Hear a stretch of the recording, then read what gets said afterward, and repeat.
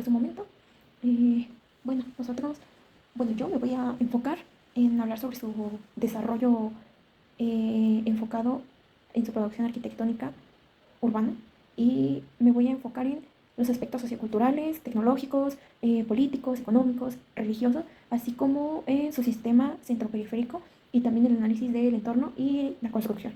Entonces, empecemos. Alrededor del video voy a insertar de fondo unas imágenes donde se va a ver la ubicación de Mesopotamia y algunas imágenes relacionadas con algunos puntos que voy a estar explicando.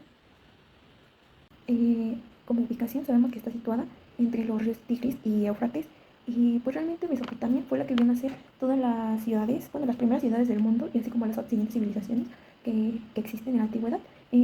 Estaba caracterizada por una clara jerarquía espacial con templos monumentales, una relación directa entre el poder político, religioso, urbano. Este desarrollo pues no fue aislado realmente, sino que fue producto de muchos factores como socioculturales, así como políticos, económicos, científicos y religiosos, que pues se entrelazaron para poder formar la estructura urbana compleja y duradera, porque fue una civilización que realmente duró demasiado tiempo. Y bueno, podemos empezar a hablar sobre esta civilización ahora. Esta civilización se desarrolló entre los años 3500 a.C. hasta el 539 a.C. y abarcó distintas culturas, si se les puede llamar así, que eran los sumerios, los acadios, los babilonios y los asirios.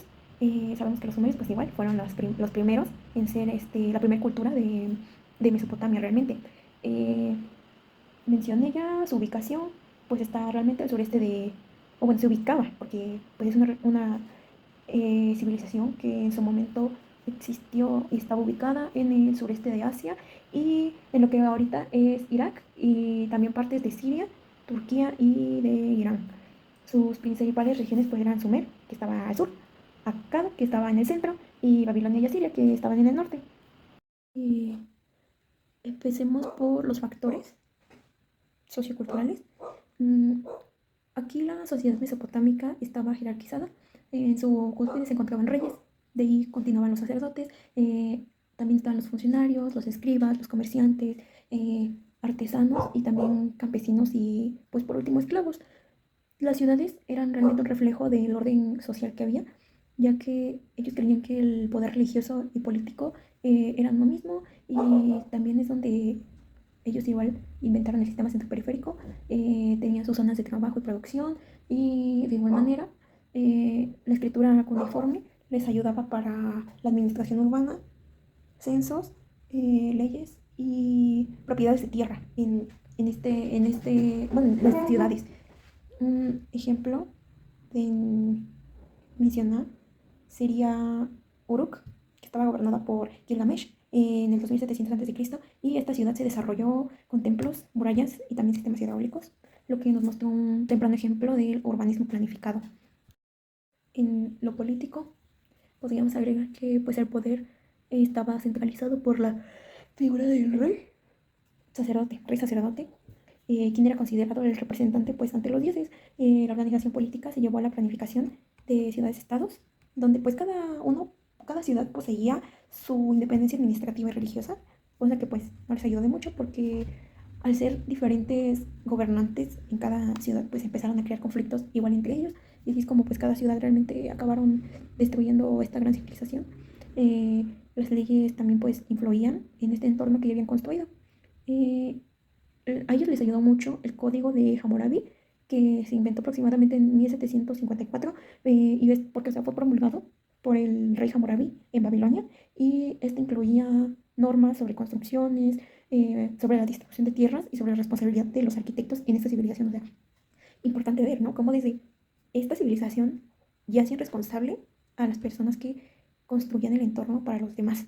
Y es que, por ejemplo, ¿no? Pues si un arquitecto construía una casa y pues se derrumbaba y causaba la muerte del dueño, pues la ley exigía que este arquitecto fuera ejecutado para poder reflejar la importancia y la responsabilidad social que tenía el constructor en la ciudad. Y realmente eso es algo admirable porque uno no se espera que les den la muerte solo porque causó la muerte de alguien más, ¿no? Pero pues para ese momento era muy justo. Dentro de los tecnológicos y científicos avances también estaba el desarrollo de sistemas de irrigación y de canales que permitieron que hubiera un control del agua tanto para la agricultura como para la vida urbana. Y igualmente utilizaron ladrillos de adobe como material constructivo.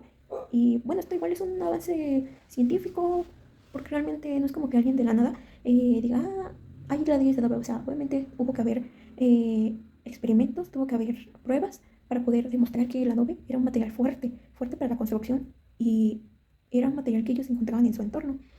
Sabíamos que ellos no estaban rodeados de piedra, de nada, entonces tuvieron que usar los materiales a su favor para poder tener viviendas de calidad.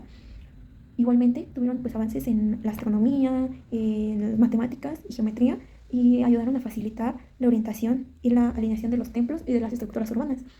Eh, un ejemplo es que pues en Babilonia, cuando Nabucodonosor, que estaba en el 605 al 562 a.C., o sea, durante ese reinado, se construyeron los jardines colgantes, que era una de las 7 maravillas del mundo antiguo, y requirieron también gran conocimiento en hidráulica y arquitectura en terrazas.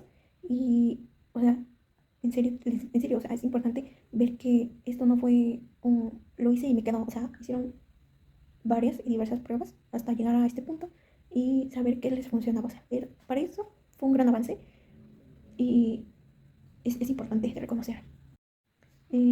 Lo económico, ahora lo económico. Su economía estaba basada en la agricultura irrigada, o sea, tiene este nombre por los sistemas de irrigación. Eh, También estaba basada en el comercio fluvial y el terrestre y su producción artesanal. Eh, Hubo algunas palabras que pues no las entendí realmente cuando las investigué, como fluvial, o sea, yo lo asocio que es de lluvia, pero es importante buscar igual cuando no conocemos palabras. Y las Las ciudades también funcionaban como centros redistribuidores de bienes, y también como almacenes, mercados, talleres. O sea, también había un intercambio entre ciudadanos, pero ellos intercambiaban igual con otras ciudades, no solamente con los que habitaban ciertas ciudades, ¿saben? O sea, había intercambios porque así era su economía. O sea, su economía estaba basada en el intercambio de sus productos que habían ellos cosechado en sus temporadas. Igual usaban tablillas contables y también implementaban los impuestos y los registros. Y como ejemplo podríamos decir que el templo que mencioné, los zigurats, no solamente eran pues edificios simbológicos, bueno, religiosos, también eran pues centros económicos donde se almacenaban los productos y también se administraban las tierras. Ahora tratando los factores religiosos, brevemente, pues sabemos que para ellos el politeísmo era la base espiritual que tenían. O sea, cada dios, o sea, cada ciudad tenía un dios protector, y como les digo, o sea, ellos creían en muchos dioses, y es por eso que igual sus templos, o sea, los zigurats, eran el eje central de la ciudad, y no solo por su función religiosa, sino que por la función política y económica. Pero pues sabemos que al final su definición era ser un templo para Dios, para cierto Dios, y su arquitectura se desarrolló en vertical, que eran los zigurats, como un símbolo de la conexión entre los hombres y los dioses. O sea, sabemos que estos edificios que fueron implementados en la arquitectura antigua era con el fin de acercarse más a los dioses. Es por eso que eran algo altos, o sea, con el fin de llegar al cielo. Pero pues al final del día sabemos que los dioses son fuerzas que no son visibles. Entonces era algo que al menos ellos implementaban en sus culturas. Y pues un ejemplo de Siborat sería el Siborat de Ur, que estaba dedicado al dios Nana, que era el dios lunar, y fue construido por Ur-Nammu en 2112 al 2095 aproximadamente antes de Cristo, en la tercera dinastía de Ur. Y su imponente estructura escalonada simbolizaba pues eso, el nexo entre el cielo y la tierra, como mencioné.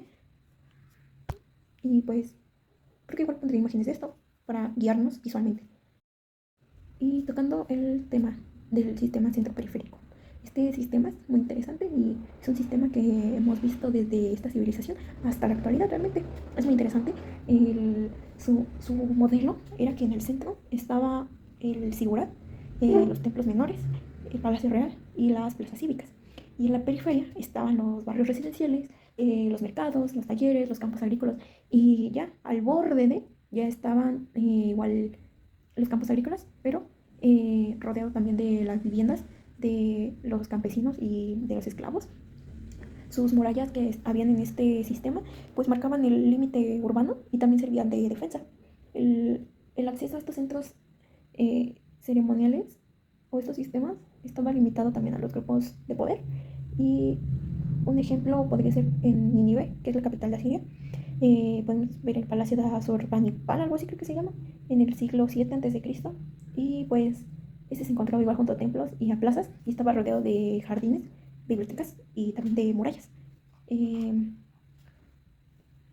en sus sistemas constructivos podríamos mencionar el uso de adobe, que estaba hecho de barro y paja, perdón, y era secado al sol y reforzado en algunos casos, no todos, con betún. Sus construcciones eran plataformas elevadas y les ayudaban a proteger de inundaciones. Sus muros eran gruesos, los techos planos, tenían patios internos y su orientación era climática. O sea, desde ahí ya podemos ver cómo la orientación también la condicionaba según el clima. Y ellos se adaptaban al medio aprovechando los canales para un control de agua y para el drenaje.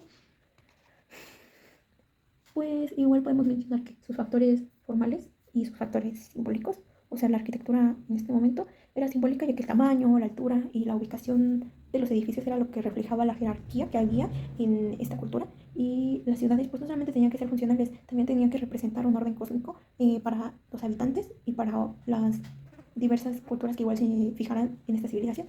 Utilizaban igual relieves, inscripciones y elementos decorativos con un significado siempre se basaban en significados espirituales y políticos. Y bueno, para concluir con esta civilización no solamente aparte de que desarrolló las primeras ciudades, también nos ayudó a entender cómo organizar un espacio que para ellos pues, perduró siglos, realmente fueron siglos. Y gracias a líderes como lo eran Gilgamesh, Hammurabi, Nabucodonosor, pues la arquitectura se volvió igual un lenguaje de poder, de religión, de orden y su sistema o modelo de centro-periferia con murallas y templos, así como canales, pues también sentó las bases para las siguientes civilizaciones que realmente se basaron en esta, como lo era Egipto, Grecia y Roma. Y también, como lo mencionas, este sistema igual se puede ver en la actualidad, o sea, fácilmente en cualquier lugar está primero la ciudad y después los pueblos y después las zonas de campos, de cosecha. Y bueno, esta civilización fue la que tuvo una de las mayores contribuciones al pensamiento arquitectónico universal y que influyó hasta en la actualidad.